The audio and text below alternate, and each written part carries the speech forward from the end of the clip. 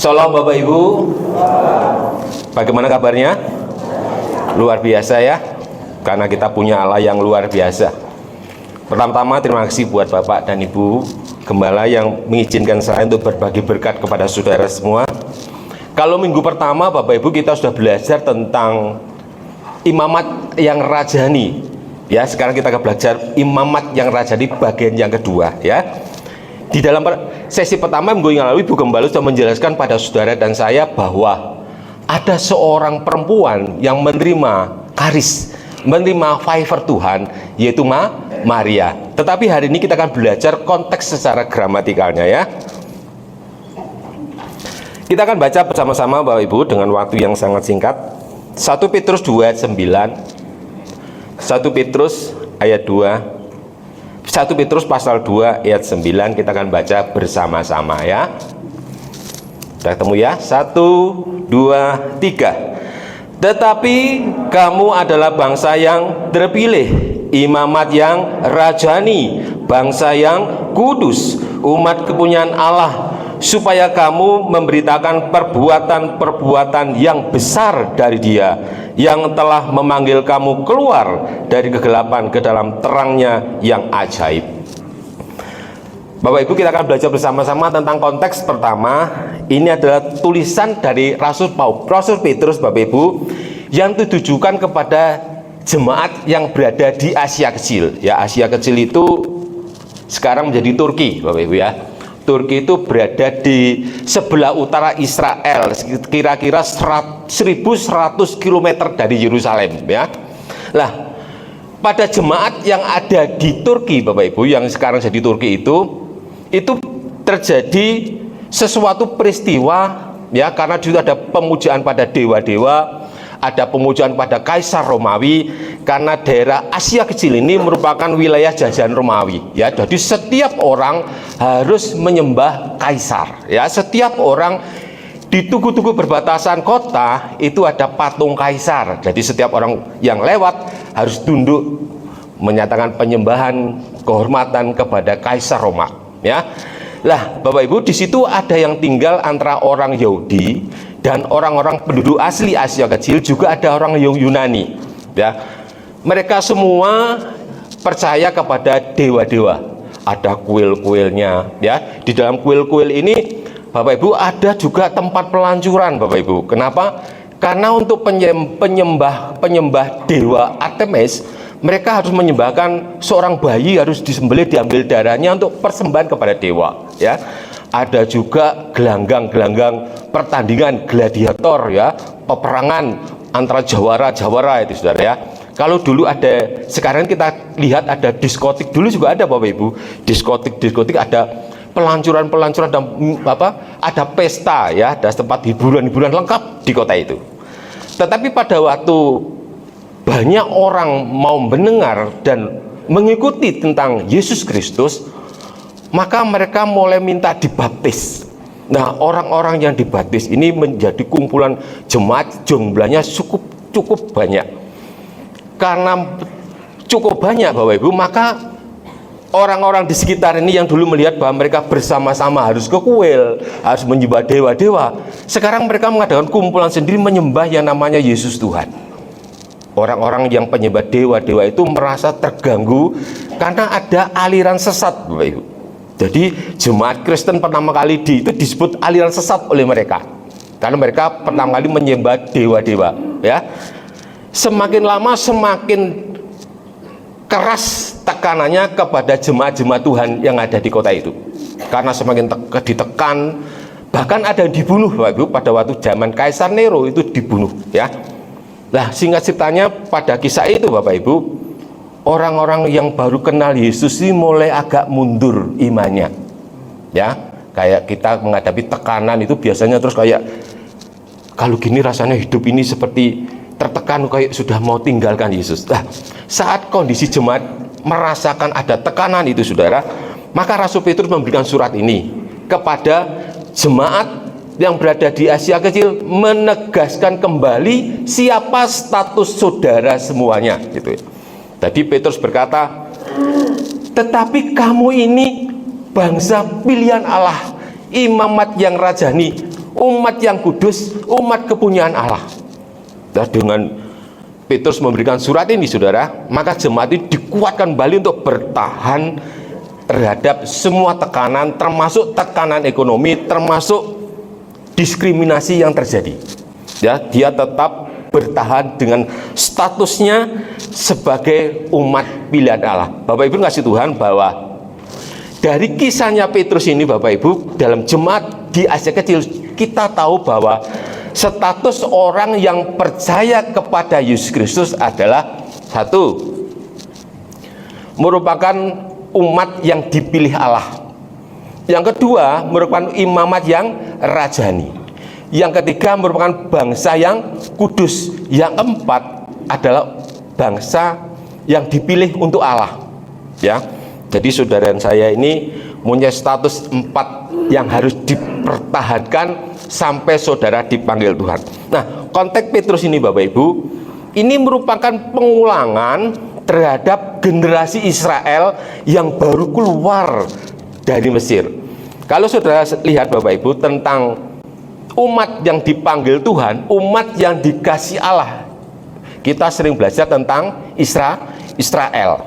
Nah, pada waktu generasi baru Israel mau masuk tanah Kanaan, Bapak Ibu, Musa mengadakan pengulangan lagi tentang statusnya Israel, supaya generasi baru Israel yang akan berada di Kanaan ini, dia benar-benar ingat identitasnya, ingat statusnya, supaya dia tidak jatuh. Mungkin Bapak Ibu tanya, loh, kok generasi baru Israel, Pak? Yang lama mana? Bapak Ibu perlu saudara ketahui dan catat ya, bahwa generasi lama Israel, orang-orang yang tua-tua, orang-orang yang lahir di Mesir, yang mengalami perbudakan di Mesir, yang kemudian dipanggil keluar oleh Tuhan, berputar di padang gurun 40 tahun lamanya, mereka tidak pernah masuk tanah Kanaan. Tetapi generasi yang lahir di padang gurun itu bisa masuk tanah Kanaan. Ini pengajaran Bapak Ibu. Jadi kenapa generasi lama Israel itu tidak masuk tanah Kanaan, Bapak Ibu? Karena generasi lama Israel itu, Bapak Ibu, setiap ada masalah di depannya, selalu yang dibicarakan adalah Mesir. Setiap kekurangan makanan yang dibicarakan adalah Mesir. Dia selalu berpikir tentang Mesir. Ini adalah gambaran saudara dan saya.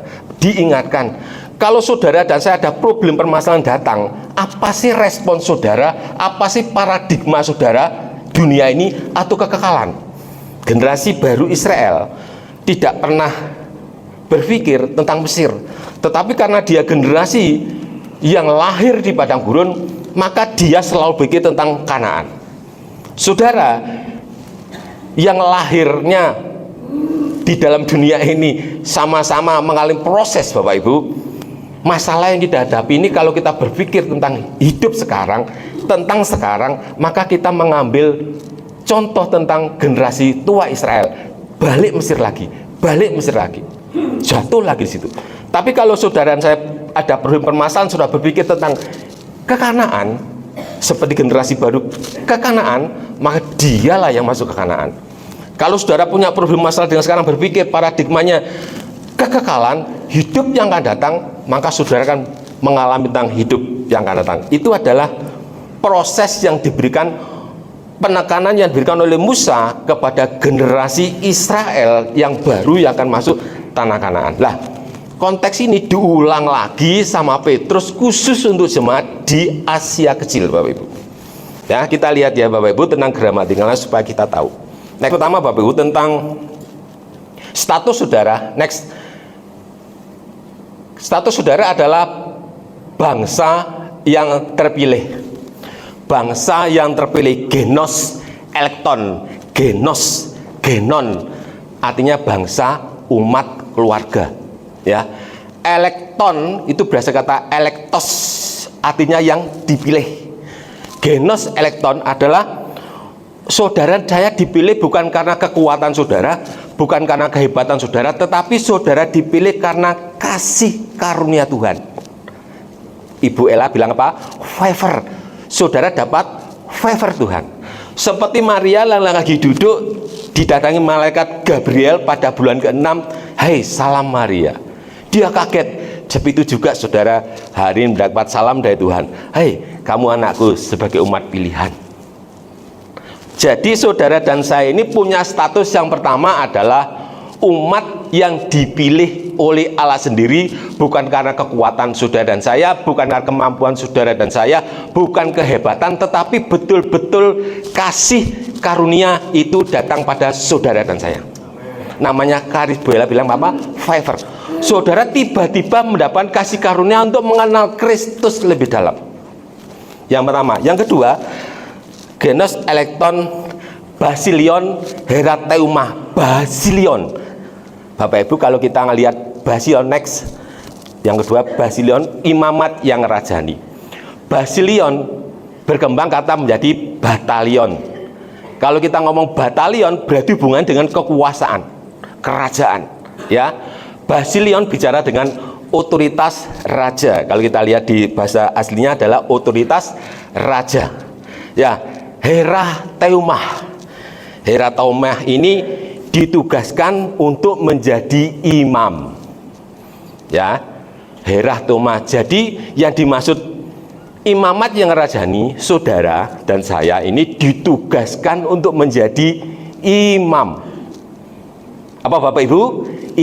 Imam. Jadi saudara dan saya ini namanya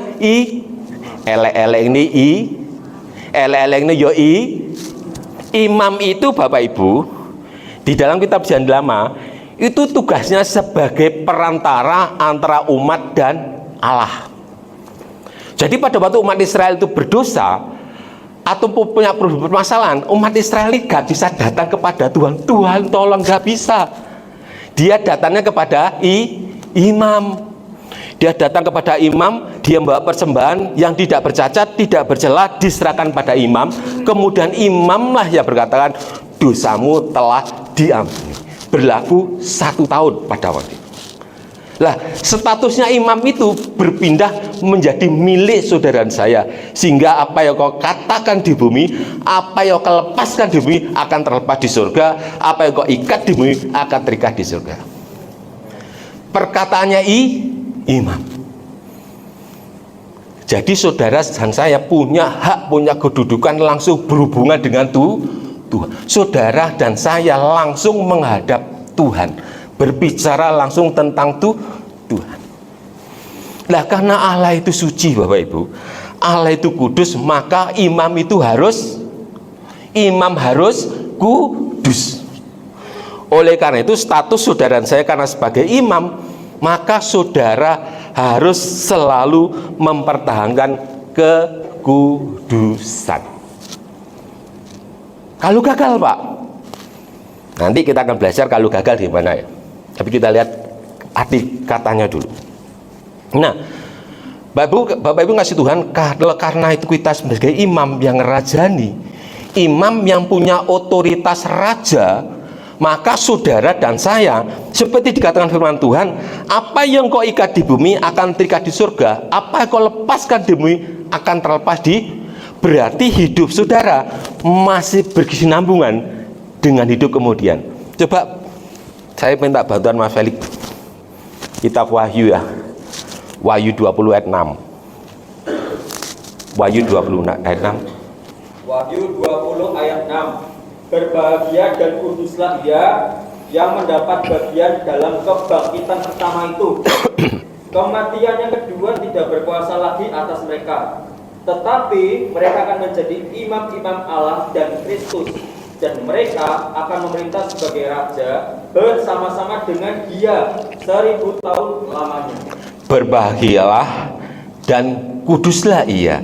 Ia adalah orang-orang yang berhasil, orang-orang yang mempunyai kemampuan untuk mempertahankan statusnya sebagai imam. Jadi kalau saudara saya sebagai imam, berbahagialah dan kuduslah, yang mendapat bagian dalam kebangkitan pertama. Jadi saudara akan dibangkitkan bersama-sama Kristus. Kematian kedua tidak menguasainya lagi saudara. Kalau bertahan status saudara sampai saudara dan saya dipanggil Tuhan mengakhiri hidup dunia ini, Maka status saudara menjadi imam itu, saudara mengalami kebangkitan. Kematiannya satu kali, kematian kedua tidak berhak lagi. Artinya kematian yang kedua tidak berkuasa atas hidup imam. Hebat gak? Enak gak saudara? Jadi kalau Bapak Ibu dan saya mempertahankan status saudara sebagai imam, sebagai imamat yang rajani, imam yang berotoritas raja, itu kan otoritas raja kan berarti imam punya kebijakan untuk memutuskan, menghakimi, ya. Oleh karena dikatakan, tetapi mereka yang menjadi imam-imam Allah dan Kristus, dan mereka akan memerintah sebagai raja bersama-sama dia 1000 tahun. Bapak Ibu, saudara sekalian kasih Tuhan, saudara saya ini hidup di sini seperti Pak Bambang katakan, di dalam setiap kematian umurnya paling enggak 70, maksimal sampai 100 tahun. Tapi 70 sampai 100 tahun ini kita terus berjuang mencari sampai pagi malam, kita terus berjuang mencukupi kebutuhan yang umurnya sampai 100 tahun. 80 kata Pak Bambang malah setujunya 70, saudara. Bapak Ibu, pada waktu Pak Bambang bilang bahwa laki-laki itu umurnya antara rata-ratanya 79 ya Pak? 69 ya Pak? 68 dan perempuan itu 74 ya Pak? Lah, berarti bapak-bapak lebih dulu meninggal loh bapak-bapak. Lah, oleh karena itu kalau saudara meninggalnya di dalam Kristus itu betul-betul bisa mempertahankan status saudara, maka Pak Bambang nanti jika umur panjang, kita meninggal lebih dulu, Pak Bambang kan mendoakan kita, Pak Bambang mendoakan kita Bapak Ibu. Nanti Pak Bambang nggak bingung mendoakan kita. Kenapa? Karena kita meninggalnya dengan status sebagai imam, status sebagai umat pilihan Allah. Dia berkata, umat ini yang setia kepada Tuhan, hidupnya selalu untuk Tuhan. Pak Bambang nggak bohongi yang datang loh. Amin nggak? Tapi kalau ada jemaat yang nawakal, wedi, wis gak tahu nang gereja, setelah 3 wulan pisan nang gereja, meninggal. Pak Bambang doanya piye Bapak Ibu? Dia adalah orang yang dikasih Tuhan. Masa gini, dia nggak pernah gereja Bapak Ibu, dia orang yang malas, dia jahat. Masa gitu kayak enggak toh? Tapi itu kan nggak nyata Bapak Ibu. Itu kan cuma menghibur saudara toh. Betul nggak Bapak Ibu? Tapi kalau saudara dan saya bisa mempertahankan status saudara sebagai imamat yang rajani, sebagai umat pilihan, tinggal 2 lagi statusnya, maka pada waktu Bapak Ibu Gembala mendoa kita saat saya dipanggil Tuhan, beliaunya masih hidup, dia doanya gampang. Karena dia nyata-nyata punya status sebagai umat pilihan Allah, dia mempertahankan sampai akhir hidupnya. Tidak pernah berbuat salah, selalu mengampuni, suka memberi, tangannya cepat menolong orang. Betapa bahagianya Pak Bambang melihat jemaatnya yang meninggal langsung menjadi seorang imam. Doanya lebih mudah. Kembali lagi Bapak Ibu, kalau saudara dan saya bisa mempertahankan status imamat yang rajani, imam yang berstatus raja, imam statusnya raja, berarti kalau status raja, imam itu bisa menghakimi, bisa memutuskan. Coba 1 Korintus Mas Feli, 1 Korintus 8 ayat 3. Maaf, 1 Korintus 6 ayat 3. 1 Korintus 6 ayat 3. Tidak tahukah kamu bahwa kita akan menghakimi malaikat-malaikat? Jadi apalagi perkara-perkara biasa dalam hidup kita sehari-hari. Saudara diangkat menjadi imamat yang rajani, imam yang berstatus raja. Saudara kalau bisa bertahankan iman status ini, maka nanti di kehidupan 1000 tahun lamanya, saudara dan saya akan menghakimi malaikat. Makanya Bapak Ibu, malaikat yang setelah jatuh, yang sekarang menjadi musuh, sekarang musuh saudara sekarang di dunia ini, nanti yang menghakimi adalah imamat yang rajani. Siapa imamat yang rajani? Saya. Siapa imamat rajani? Saya. Siapa imamat yang rajani? Lagi, siapa imamat rajani? Saudara akan jadi hakim di dalam tata Kristus 1000 tahun damai. Jadi sekarang yang mau putus asa, yang mau bunuh diri, stop, jangan bunuh diri dulu. Bunuh diri, saudara siap mati, bukan akhir dari kehidupan, tetapi awal dari penderitaan. Karena setelah hidup kematian kita, masih ada yang namanya hidup 1000 tahun lamanya. Kitab Wahyu tadi menyebutkan ada berapa Bapak Ibu? 1000 tahun lamanya. Tapi kita lebih siap hidup yang 80 tahun. Tapi kita tidak berpikir setelah hidup yang 80 tahun yang kelihatan jegreknya hari ini, itu ada kehidupan yang namanya 1000 tahun bersama Kristus. Kitab Wahyu pasal 20 ayat 6 ya. Sekarang identitas yang ketiga, bangsa yang kudus. Etnos hagion. Etnos hagion. Etnos muncul dari kata etnis ya, berkembang kata berarti suku, umat. Nah, suku etnis. Hagion itu artinya yang dipisahkan. Jadi kalau etnos hagion, saudara dipanggil untuk dipisahkan dari orang-orang yang menolak Kristus. Namanya dipisahkan, campur apa dewi-dewi Bu? Pak, dewi-dewi. Kalau dulu suka gosip ngerasani tanggane, tapi karena dipisahkan, masih ngerasain tanggane enggak? Enggak. Kita sudah dipisahkan. Etnos hagion. Hagion itu dipisahkan artinya. Jadi kalau saudara mau dipisahkan dari orang-orang yang tidak mengenal Kristus atau menolak Kristus, maka hidup saudara akan berbeda. Beda apa Pak? Cara pandangnya, paradigmanya berbeda, perilakunya berbeda, cara ngomongnya berbeda. Kalau dulu Bapak Ibu, saya ini suka merokok. SMP, SMA itu merokok karena bapak saya itu perokok dan peminum. Jadi saya ngikuti bapak saya itu perokok dan minum. Tapi pada waktu saya dipanggil Tuhan, ngilangi rokok itu Bapak Ibu, angel, bukan angel, tapi angel. Maka saya pesan sama anak-anak saya 2, jangan merokok. Susah menghilangi rokok. Dibutuhkan ketulusan. Jadi merokok itu menghilangi merokok itu angel, itu disebut dengan penderitaan. Jadi kalau saya nggak merokok, tahan begini rasanya sakit. Itulah penderitaan. Kalau saudara mengenal Kristus, maka mengalami penderitaan, melepaskan. Bapak saya ini kalau minum itu kayak pena, langsung minum. Saya nyoba Bapak, pertama kali pahit gitu rasanya, tapi tak coba lagi kok, loh kok enak gitu ya. SMP itu Bapak ya. Terus bapak lagi datang tuh SMP SMA itu kan bapak saya pulangnya 6 bulan sekali. Dia pulang bawa gambarnya botolnya kuntul, gambarnya kuntul saudara. Tak minum, dia minum itu langsung kayak jadi orang sakti dulu ya. Jadi kalau dia minum kan ada suatu saat saya melihat, setelah dia minum pulang itu dia ngobrol sama mama saya lihat, tiba-tiba ada maling, dia langsung bawa barang keluarin bus gitu saudara. Jadi nguber sama mama saya, nahan saya, bapak itu keluar kayak orang nggak berani, nggak takut gitu saudara.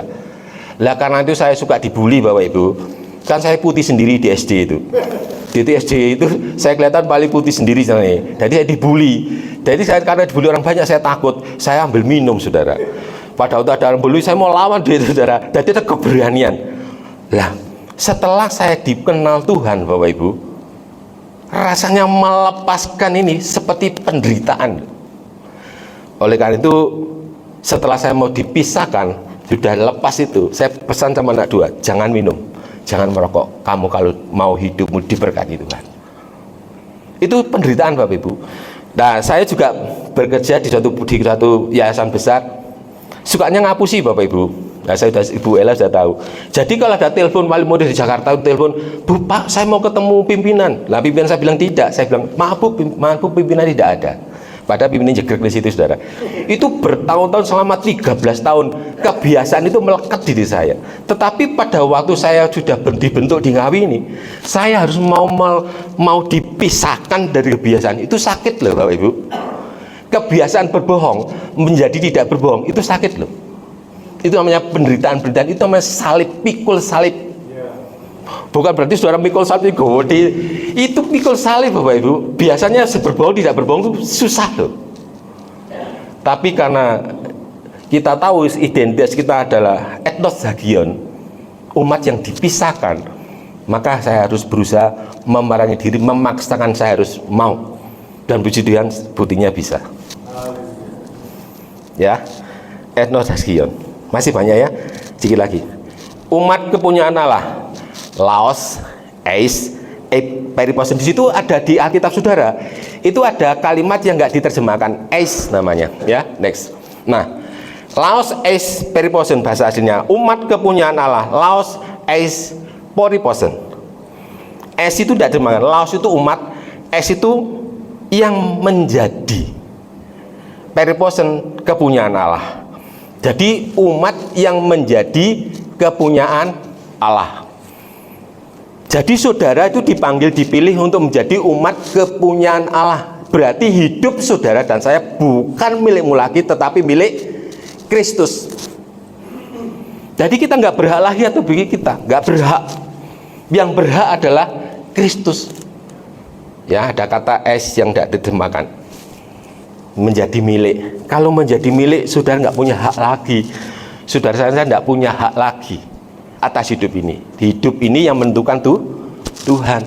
Kemanapun dia perintahkan saudara jalan, maka saudara mengakui bahwa dia menjadi otoritas hidup kita. Status hidup orang yang percaya Yesus Kristus ada 4. 1, umat pilihan Allah. Umat yang dipilih bukan karena kekuatan, kegagahan, tapi kalian kasih karunia Tuhan. Yang kedua, umat yang rajani, imamat yang rajani. Yang ketiga, umat yang kudus yang mau dipisahkan. Yang keempat, umat yang menjadi kepunyaan Allah. Jadi kalau diterjemahkan begini Bapak Ibu, saudara dan saya ini dipanggil menjadi pengikut Kristus, itu dipilih khusus oleh Tuhan untuk mau diberi tugas menjadi imam. Imam yang statusnya raja. Untuk mau hidup kudus, untuk menjadi milik kepunyaan Allah dalam rangka memberitakan karya besar Tuhan. Tujuannya Bapak Ibu, tujuannya, saya minta bantuan Mas Felix baca lagi ya, 1 Petrus 2 ayat yang 9. 1 Petrus 2 ayat 9. Tetapi kamulah bangsa yang terpilih, imamat yang rajani, bangsa yang kudus, umat kepunyaan Allah sendiri, supaya kamu memberitakan perbuatan-perbuatan yang besar dari Dia yang telah memanggil kamu keluar dari kegelapan kepada terangnya yang ajaib. Nah, saudara dan saya, Bapak Ibu, garis bawahi, tugas saudara dan saya adalah memberitakan perbuatan-perbuatan yang besar dari Dia. Nanti kita lihat ya, yang dimaksud ini apa. Kita lanjut dulu. Kalau Bapak Ibu melihat, baca Alkitab, ya, baca Alkitab keseluruhan, maka kita menemukan konteks judul ya. Belum dibaca ini, masih judulnya toh. 1 Korintus 10 ayat 1, judulnya saja. 1 Korintus 10 ayat 1, judulnya saja. Sebagai suatu peringatan. Stop, judulnya itu Israel sebagai peringatan. Ini judulnya loh saudara, belum saudara moco. Nah, ada konteks yang ditemukan tentang Israel sebagai peringatan. Yang kita jelaskan tadi, yang kita baca tadi, itu dialami oleh umat Israel. Ya, Israel itu umat yang dipilih Allah, umat kepunyaan Allah, imamat yang rajani, bangsa yang kudus, itu Israel. Di konteks seluruh kitab Perjanjian Baru, Perjanjian Lama, Bapak Ibu. Nah, di 1 Korintus pasal 10 judulnya tok saudara. Guru belum baca semuanya loh. Kita menemukan Israel sebagai peringatan. Artinya Israel sebagai contoh dan peringatan buat saudara dan saya untuk belajar sama dia. Coba baca ayat 11 Mas. 1 Korintus 10 ayat 11. Semuanya ini telah menimpa mereka sebagai contoh dan dituliskan untuk menjadi peringatan bagi kita yang hidup pada waktu di mana zaman akhir telah tiba. Jadi Israel itu sebagai contoh dan peringatan buat saudara. Kenapa? Karena Israel itu bangsa pilihan, umat kepunyaan Allah, umat kudus. Nah sekarang saudara dan saya ini dipanggil Tuhan percaya Yesus adalah umat pilihan Allah, imamat yang rajani, bangsa yang kudus, umat kepunyaan Allah. 2, saudara tapi sebelum berjalan nih belajar sama Israel. Kenapa belajar sama Israel? secara historis Bapak Ibu, secara sejarah, Israel itu gagal menjadi umat pilihan. Dia gagal mempertahankan statusnya. Jadi saudara saya disuruh belajar sama dia supaya saudara saya tidak mengalami gagal sama mereka. Gagalnya di mana Pak Bu? Israel itu bangsa yang dipilih Tuhan, keluar dari Mesir. Dia dipimpin Allah sendiri melalui tiang awan dan tiang api. Tapi dia minta raja seperti bangsa lain. Dikasih raja, Saul, Daud, Salomo. Tetapi hidup mereka jatuh bangun, jatuh bangun, jatuh bangun. Dia percaya Yesus, dia menjaga firman-Nya, tetapi pada waktu Mesias hadir, dia tidak percaya. Sekarang Bapak Ibu, saya tanya Bapak Ibu, yang membunuh Mesias, ide yang membunuh Yesus Kristus, itu siapa? Orang Romawi, orang Yahudi, atau imam? Ide pertama yang mau bunuh Yesus, orang Romawi, orang Yahudi, apa imam? Imam. Hati-hati Bapak Ibu ya. Saudara disuruh belajar sama dia, sebab yang membunuh Yesus, ide pertama kali yang membunuh Yesus itu adalah imam. Saudara sebagai imamat yang rajani, ya harus terus menjaga kekudusan. Jangan sampai membunuh firman yang ada di dalam hidup saudara dan saya. Nanti kita belajar lagi. Minggu pertama Bapak Ibu Gembala sudah menjelaskan tentang Maria. Di Alkitab itu ada Israel perjanjian lama sebagai contoh, tapi di perjanjian baru ada orang yang menerima favor Tuhan, ada orang sebagai umat pilihan Tuhan namanya Maria, yang Ibu Ella jelaskan di minggu pertama itu Bapak Ibu, masuk lali toh. Jangan dilupakan loh ini pelajaran penting loh. Saat Bu Ella ini bercerita, berkisah tentang Maria, saya kaget loh, saya ingat ada pengajaran itu.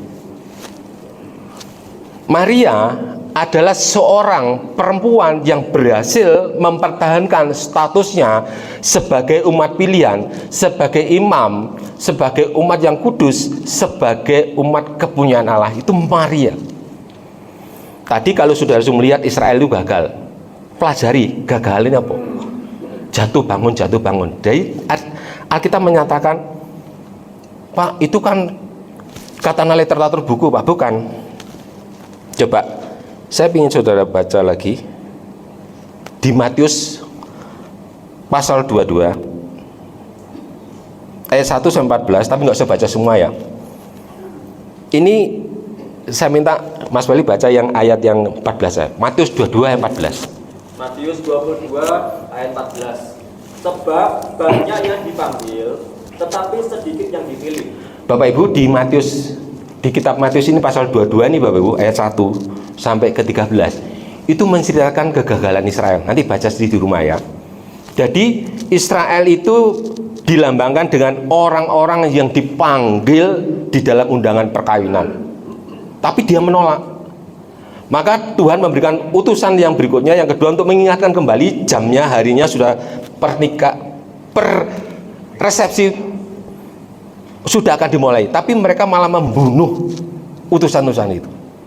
Oleh karena itu Tuhan berkata membuka semua orang untuk masuk dalam undangan. Ini kalau kita baca di dalam Matius 22 ayat 1 sampai 13 Bapak Ibu, itu ada Yesus bicara tentang kegagalan orang Israel. Oleh karena Israel itu menolak Kristus, gagal sebagai bangsa, sebagai umat pilihan Allah, sebagai seorang imam, maka Tuhan membuka akses baru buat saudara dan saya. Semua bangsa-bangsa diundang untuk mau menerima Yesus. Tapi di catatan terakhir ayat 14 Yesus ngomong gini, banyak yang dipanggil tetapi sedikit. Coba Mas ulang lagi. Matius 22 ayat 14. Matius 22 ayat 14. Sebab banyak yang dipanggil, tetapi sedikit yang dipilih. Banyak yang dipanggil, sedikit yang dipilih. Oleh karena itu kita suka dengar lagunya Pantai Kosta Lama. Di dalam dunia ada dua jalan, lebar dan sempit. Mana kau pilih? Yang lebar Jiwamu mati, tapi yang sempit jiwa berglori. Banyak yang dipanggil untuk mengenal Kristus, banyak yang dipanggil menjadi orang Kristen, bahkan berduyun-duyun, bahkan gedungnya bersaingan, bahkan ibadahnya bersaingan. Semua berlomba-lomba percaya Yesus, tetapi Yesus berkata, banyak yang dipanggil, tetapi sedikit yang dipilih, bukan karena Tuhan membatasi saudara, tidak. Yang dimaksud sedikit ini karena banyak orang tidak mempertahankan statusnya sampai akhir hidupnya di dunia ini. Oleh karena itu pada hari ini saudara dan saya diingatkan lagi supaya saudara dan saya itu mempertahankan 4 status saudara. Kalau saudara betul-betul mau hidup bersama Kristus, saudara tidak mengalami kematian kedua. Singkat ya, kematian kedua ini Bapak Ibu sangat mengerikan. Maka saya berharap semua jemaat El Shaddai ini ikut dalam pengangkatan. Ya cuma sedikit di depan tok ya, yang lain enggak. Sekali lagi, saya berharap saudara dan saya semua jemaat El Shaddai dikembangkan Bapak Ibu Gembala ini, Pak Bambang Sabuela ini yang sudah keras mengajar saudara dan saya, semuanya ikut dalam pengangkatan. Kalau saudara lepas dari pengangkatan, saudara tidak akan mengalami namanya 3,5 tahun pertama antikris, 3,5 tahun yang kedua antikris. Yang 3,5 tahun kedua sangat menderita Bapak Ibu. Alkitab mencatat begitu sulitnya mempertahankan iman kepada Kristus. Dan orang-orang yang berhasil mempertahankan iman kepada Kristus lepas dari hidupan para antikris ini, maka mereka akan diberi kesempatan hidup 1000 tahun tadi. Orang-orang inilah bersama orang-orang yang lain, mereka akan mengalami penghakiman. Jadi yang dihakimi di 1000 akhir tahun ini nanti adalah orang-orang yang lepas dari antikris itu dan orang-orang yang menolak Kristus.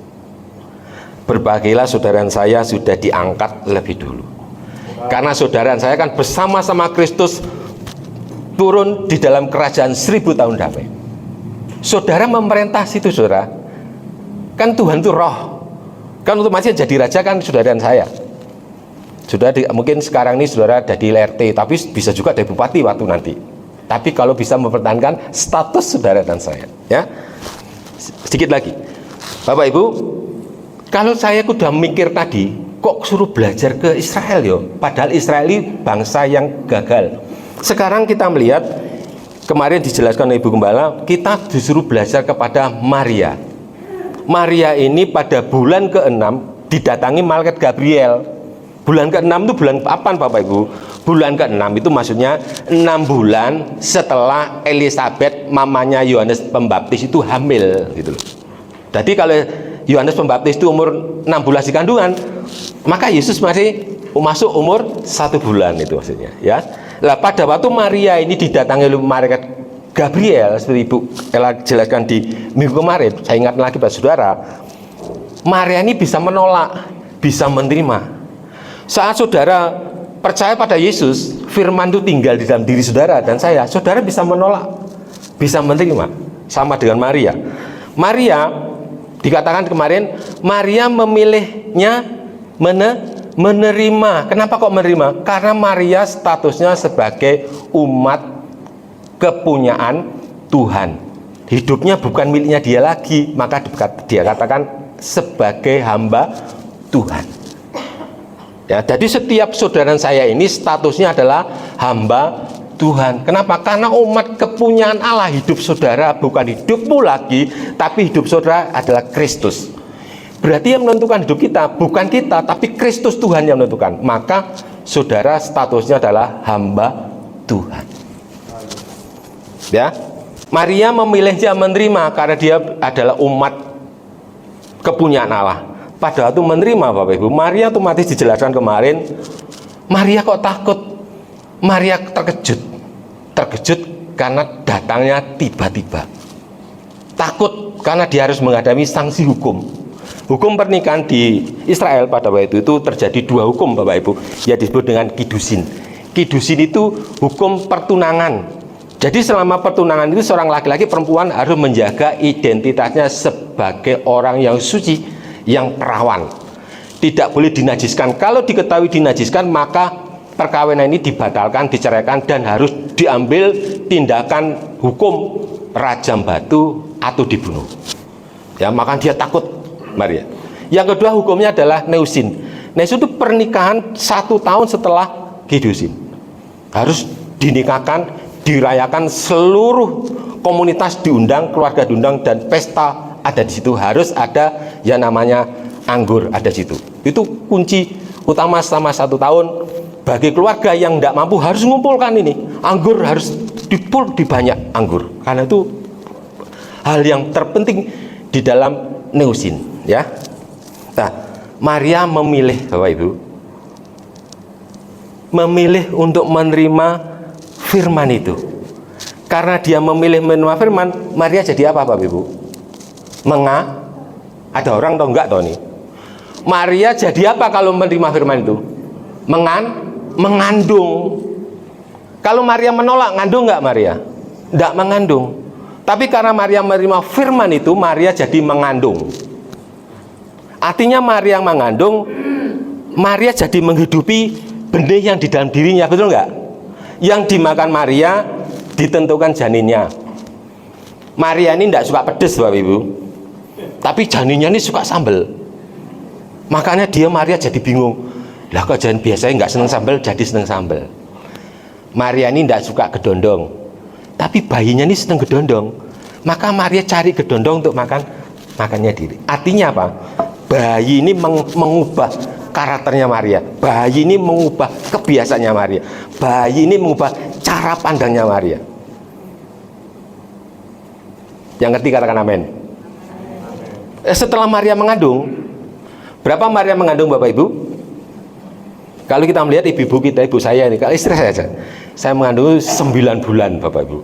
Atau kira-kira 40 minggu ya, 9 bulan. Lah pada waktu mengandung 9 bulan, itu semakin gede, melakukannya walan, Bapak Ibu. Jadi lihat kalau orang hamil sudah mau keluar, mau melahirkan itu jalan dia pelan, tapi bayinya makin gede di depan itu, saudara. Ini adalah lambang, Bapak Ibu. Semakin besar firman yang kau hidupi itu, maka karaktermu semakin nampak. Karakter firman itu semakin nampak dalam hidup saudara. Tapi karakter saudara itu loh semakin menghilang. Dulu saudara pelit, tetapi karena saudara mengandung firman, suka mulai memberi. Suka mulai memberi. Suka memberi. Amin. Karena saudara mengandung. Lah saya melihat pada waktu menantu saya bilang sama menantu saya, kamu nanti 9 bulan, tapi lebih 5 hari apa berapa itu? Oh ya Pak, Bu Edi, lebih. Saya bilang enggak 9 bulan, tapi lebih. Suaminya bilang, enggak bisa Pak, dokter bilang. Iya, tapi Tuhan bilang, kamu lahirnya tanggalnya pokoknya selisih sekitar berapa minggu ya itu dengan artinya dokter itu selisih sekitar 2 minggu. Tapi saya dengar lahirnya tanggal sekian. Benar saudara, lahirnya tanggal tapi bayi ini sudah, dokter bilang sudah melebihi kapasitas dia harus dikeluarkan, makanya harus dioperasi. Dan dia dioperasi, statusnya bayi ini khusus. Dan dia akhirnya dia telepon, Pak, baru lahir bener Pak, sekarang kondisinya aku gak boleh lihat. Dia cuma nangis, suami istrinya nangis, harus dioperasi. Di ruang khusus, kemudian bayi ini kita, Bapak Ibu, berarti kalau bayi itu terlalu lama di kandungan, lebih dari 9 bulan atau 40 minggu, bayi itu bisa mati. Kandungan yang dibuat boboknya bayi, kandungan yang menghidupi bayi itu, ternyata kandungan itu juga bisa membunuh bayi itu. Jadi kalau saudara nanti betul-betul mau mengandung firman 9 bulan, 40 minggu, kalau karakter saudara dan saya tidak berubah, maka firman itu mati. Yuk kita lihat. Terakhir ya. Bagaimana saudara dan saya bisa mengandung seperti Maria? Wong saya ini laki-laki, Pak. Pada waktu saudara dan saya terima firman Tuhan, terima status sebagai umat pilihan, sesungguhnya firman itu sudah ada di dalam diri saudara dan saya. Firman itu bentuknya masih benih. Coba Roma 10 ayat 8, Mas Felix. Roma 10 ayat 8. Tetapi apakah katanya? Ini, firman itu dekat kepadamu, yakni di dalam mulutmu dan di dalam hatimu. Itulah firman iman yang kami beritakan. Ulangan 30 ayat 14 pas balik. Ulangan 30 ayat 14. Tetapi firman ini sangat dekat kepadamu, yakni di dalam mulutmu dan di dalam hatimu untuk dilakukan. Firman itu dekat di dalam diri saudara. Jadi pada waktu saudara mengambil keputusan untuk menerima Yesus sebagai Tuhan dan Juru Selamat, maka benih firman itu tinggal di dalam diri saudara, menempati organ tubuh kita. Di mana Bapak Ibu?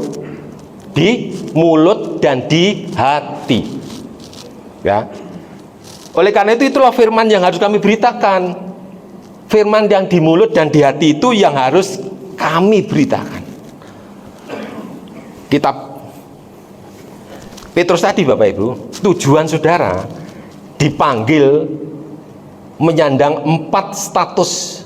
Itu tujuannya untuk memberitakan perbuatan Allah yang besar.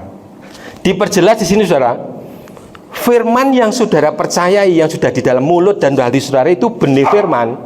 Itu yang harus saudara beritakan. Bagaimana saudara memberitakan benih firman di dalam diri saudara kalau itu tidak dilahirkan? Nah, gimana caranya sekarang Pak? Jadi kalau kita belajar dari Maria Bapak Ibu, maka firman yang ada di mulut dan hati saudara itu harus saudara terima sungguh-sungguh sebagai benih firman yang harus saudara dengan rela, boleh berkata, dengan percaya harus engkau kandung. Artinya dihidupi. Firman yang ada dalam hati saudara dan mulut itu dihidupi. Supaya firman itu mengubah karakter saudara, cara pandang saudara, cara hidup saudara dirubah karena firman ini. Penderitaan pikul salib, ya, penderitaan pikul salib. Biasanya merokok, nggak merokok. Biasanya minum, nggak minum. Biasanya pelit, harus memberi. Biasanya protes tentang persepuluhan, karena dia punya kitab suratan Efesus pasal yang mengatakan perpuluhan itu sudah dibatalkan. Tetapi sekarang saudara mengandung firman, saudara tetap lakukan. Kenapa? Hidupi firman itu, mengubah saudara. Saat firman itu lahir menjadi mengubah karakter saudara, saudara berjalan akhirnya melakukan. Batas saudara mengandung, Bapak Ibu ingat, batas saudara mengandung firman waktunya 9 ya Bu, 9 bulan ya Bu. Batas orang Kristen mengandung firman 9 bulan, 40 minggu. Kalau dalam 40 minggu 9 bulan tidak lahir dalam bentuk kenyataan, maka firman yang di dalam diri saudara telah saudara bunuh. Wah, hebat lah. Siapa yang membunuh Yesus? Ide siapa yang membunuh Yesus? Salibkan dia. Siapa ide siapa itu? Rakyat Yahudi, orang-orang Romawi, apa imam? Imam. Saudara dan saya adalah imam. Kalau sampai firman itu saudara bunuh, sama nggak dengan orang Yahudi? Kalau sudah lihat bait Allah di Israel hancur tahun 70 Masehi, habis sampai sekarang tidak ada apa-apa lagi. Allah masih berurusan dengan Israel sampai sekarang, walaupun dia telah gagal setelah historis. Sekarang Allah berurusan dengan saudara dan saya sebagai umat pilihan Allah. Yesus pesan yang terakhir, banyak yang dipanggil, sedikit yang dipilih. Dan yang dipilih itu adalah saudara dan saya. Udah gak yakin.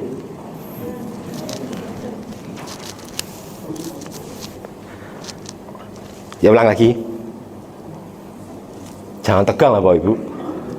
Sekali-sekali itu loh Bapak Ibu, kita nggak ada khotbah, sekali lagi belajar bersama ya. Jadi tadi diingatkan lagi sama Yesus, banyak yang dipanggil jadi Kristen, banyak yang dipanggil untuk percaya Yesus, banyak, tetapi sedikit yang dipilih. Kenapa yang dipilih itu? Karena yang dipilih itu adalah orang-orang yang mampu mempertahankan statusnya sebagai umat pilihan, sebagai imam yang berstatus raja, sebagai umat yang mau dipisahkan dari umat yang lain sebagai umat yang miliknya Kristus menjadi hamba Tuhan, sebagai umat yang mau menjadi hamba Tuhan. Dan orang-orang pilihan itu adalah saudara dan saya. Masuk semua Bu, angkatan semua. Kita berdoa bersama-sama, saudara dan saya adalah orang-orang yang dipilih Tuhan, adalah orang-orang yang mampu mempertahankan status saudara sampai akhir hidupnya. Ya, siapapun nanti yang jadi hamba Tuhan, kalau Bapak Ibu Gembala masih diperpanjang usianya dan saudara mengalami kematian lebih dulu, maka bersyukurlah Bapak Ibu Gembala, kalau sungguh-sungguh dalam doa penguburannya, penghiburannya nyata bahwa saudara dan saya adalah orang-orang yang telah berhasil mempertahankan statusnya sebagai umat pilihan Allah, imam yang rajani, kudus. Artinya saudara mau dipisahkan dengan orang lain yang tidak mengenal Tuhan, yang menolak Kristus, dan saudara sebagai hamba Tuhan. Saya undang. Hari ini ada dua pilihan Bapak Ibu. Saudara bisa terima status saudara, 4 status lagi. Saudara bisa tolak status tadi. Seperti Maria terkejut dengan status yang baru. Sebab Maria punya pikiran bahwa dia telah merencanakan kelahiran dan pernikahannya dengan Yusuf. Tapi bagaimana dengan masa depan yang sudah harus digantikan menjadi milik Tuhan? Dia harus tinggalkan semua rancangannya, pikirannya yang sudah ditulis, dirancang sekian lama. Tanggal sekian nanti kita menikah, kita punya anak sekian, seperti wanita-wanita yang lain. Saya ini pilihan ada di depan Bapak Ibu sekalian dan saya. Apakah saudara benar-benar mau terima firman itu? Resikonya kalau saya terima firman, saudara harus mau mengandung. Risikonya lagi kalau sudah mengandung 9 bulan harus sudah lahirkan. Kalau tidak lahir, risikonya adalah Israel sebagai contoh, sebagai peringatan, mereka dihancurkan Tuhan. Hari ini Tuhan menegur, mengingatkan, membuat saudara mungkin gelisah. Saudara takut memutuskan juga hal yang tidak gampang Bapak Ibu. Karena saat saudara menerima, ya Tuhan, aku mau menerima firman-Mu, aku siap mengandung firman-Mu. Benih yang taruh dalam mulutku, dalam hatiku itu, aku siap menghidupi Tuhan. Tapi ada batas waktunya Bapak Ibu. 9 bulan 40 minggu. Atau 40 minggu itu saudara harus betul nyata, menjadi kehidupan nyata, menjadi pola hidup, menjadi gaya hidup, menjadi paradigma. Saudara lagi harus membuat keputusan, harus hidup sebagai orang yang berintegritas. Dilihat gak dilihat Tuhan, saudara tetap lakukan itu. Saya berikan kesempatan saudara untuk berdoa, mengambil keputusan kepada Tuhan hari ini. 2 menit saudara berdoa,